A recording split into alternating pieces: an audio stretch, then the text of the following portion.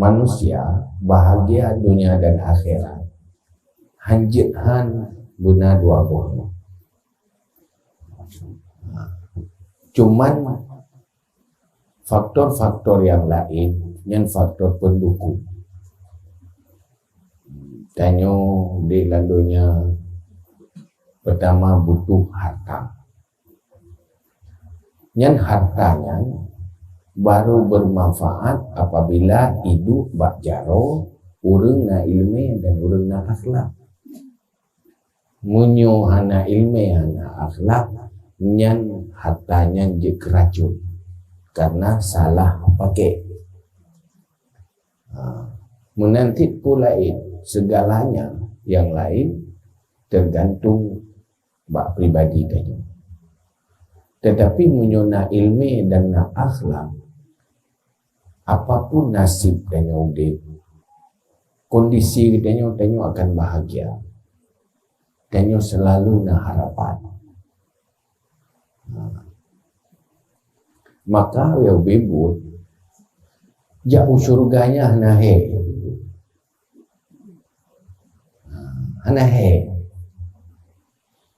siapapun na peluang untuk tamun syurga. Siapapun na peluang untuk selamat dari neraka. Malah munyo untuk doya hana mandung tanyo na peluang senang nanti. Hana mandung. Hai mandung tanyo keingin senang di lantai ayo. Tapi kerap mandung tu susah dia. Ya kan? Rak mandum hawa kekaya, pira mandum gatiyen. Ya kan? Rak mandum hawa ketenang, tapi mandum lelah, sibuk di landuyan.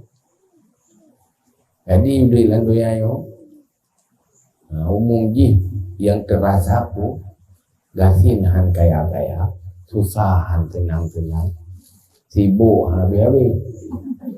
Anak duduk.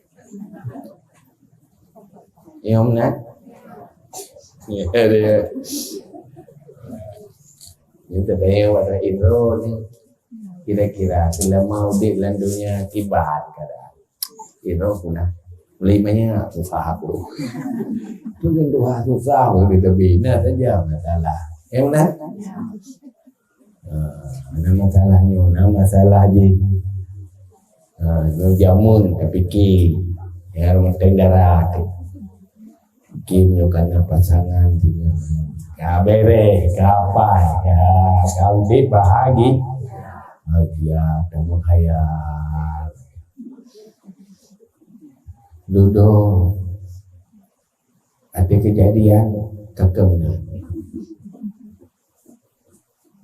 hai tenang nanti susah berbeda ya mangat berbolu piang terkek berbeda tujuh ya kan sina masalah mampu cerita pengalaman penting juga bercerita yang melakukan tinggal juga kerawat ya kan iurang hana-hana awal benar iurang nana na kuapa wala Allah tak goyo, Allah tak goji. Kalau lagi urang hawa, urang tak kepu hawa pejuli jatuh. Hawa dah tapi perlu pede dah peju kiri itu. Aku mana anda peju mangat pada peju sakit. Aku mana udik dia. Cuma katanya mandum